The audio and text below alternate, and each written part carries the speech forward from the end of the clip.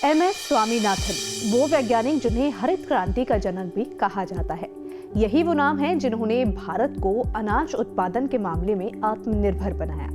यही वजह है कि भारत सरकार ने MS स्वामीनाथन को भारत रत्न देने का ऐलान किया है। स्वामीनाथन का जन्म 7 अगस्त 1925 को तमिलनाडु में हुआ था। स्वामीनाथन कृषि वैज्ञानिक थे। एक दौर था जब भारत अनाज के लिए अमेरिका, रूस जैसे कई देशों के आगे झोली फैलाने को मजबूर था। तो उस वक्त स्वामीनाथन ने धान की उच्च उपज देने वाली कई किस्मों को विकसित किया और महज 25 साल से कम समय में न सिर्फ आत्मनिर्भर बनाया बल्कि भारत देश को दुनिया का पेट भरने वाला देश भी बनाया।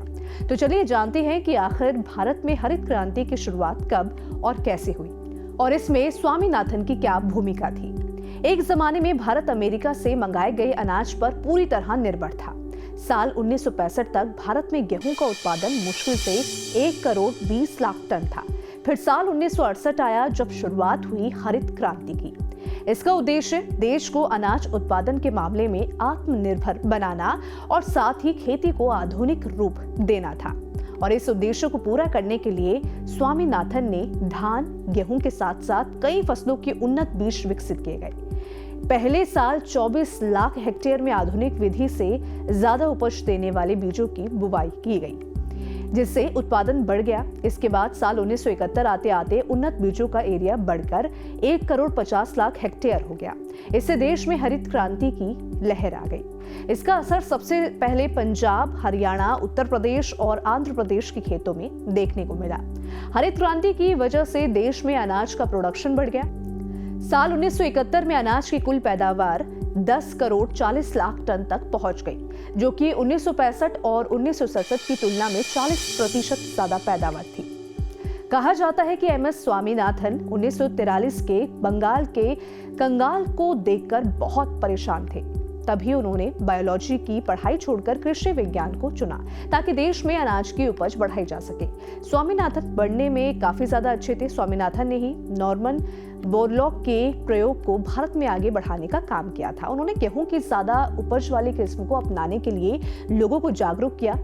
स्वामीनाथन साल 1972 से लेकर 1979 तक Indian council of agricultural research के अध्यक्ष भी रहे।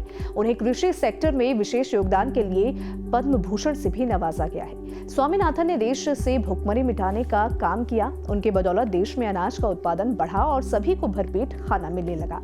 उन्होंने भारत में गेहूं और चावल की पैदावार बढ़ाने के लिए कई उन्नत किस्मों को बढ़ावा दिया। स्वामीनाथन ने साइटोजेनेटिक्स, आयनाइजिंग रेडिएशन और रेडियो सेंसिटिविटी जैसे फील्ड में भी अपना ध्यान फोकस किया। उन्होंने आलू, गेहूं और चावल पर बेसिक रिसर्च में महत्वपूर्ण भूमिका अदा की। साल 1964 से पहले भारत में मौजूद अपने गेहूं की किस्मों में पैदावार काफी कम थी। साल 1950 में प्रति हेक्टेयर सिर्फ 663 किलो गेहूं पैदा होता था।